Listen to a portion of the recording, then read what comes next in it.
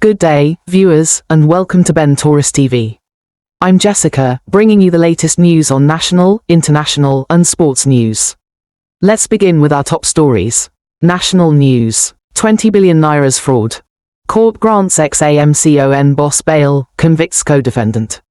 The Special Offences Court in Ikeja, Lagos, has granted bail to former AMCON Managing Director, Ahmed Kuru, in the sum of 50 million nairas, with 2 sureties. However, in the same case, the court convicted and ordered the winding up of Sigma Gulf Nigeria Limited. Justice Rahman Ashodi adopted the plea bargain agreement between Sigma Gulf and the EFCC, resulting in the forfeiture of over 6 billion units of Keystone Bank shares to the federal government.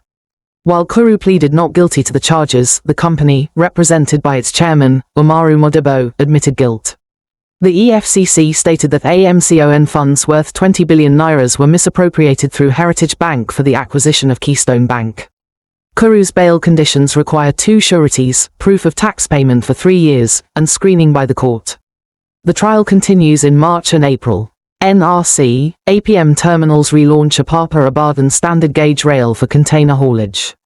In a major boost for Nigeria's logistics sector, the Nigerian Railway Corporation, NRC, and APM Terminals Apapa have relaunched the Apapa-Ibadan standard gauge rail service for container transportation.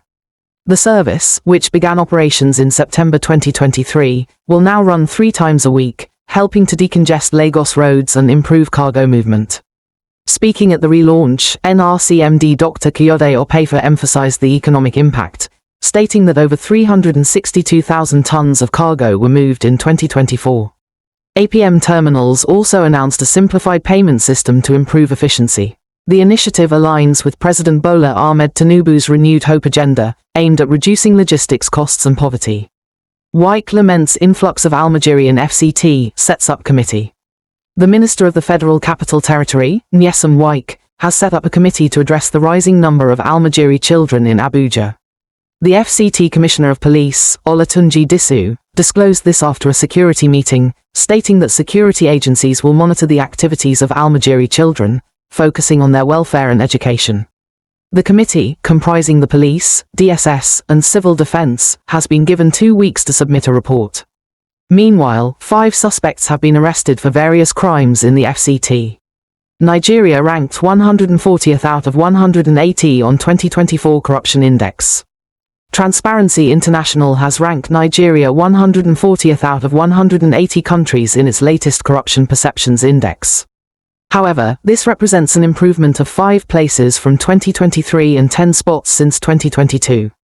Denmark, Finland, and Singapore ranked as the least corrupt nations, while South Sudan, Somalia, and Venezuela were ranked the worst. In Africa, Cape Verde emerged as the least corrupt nation, ranking 35th globally.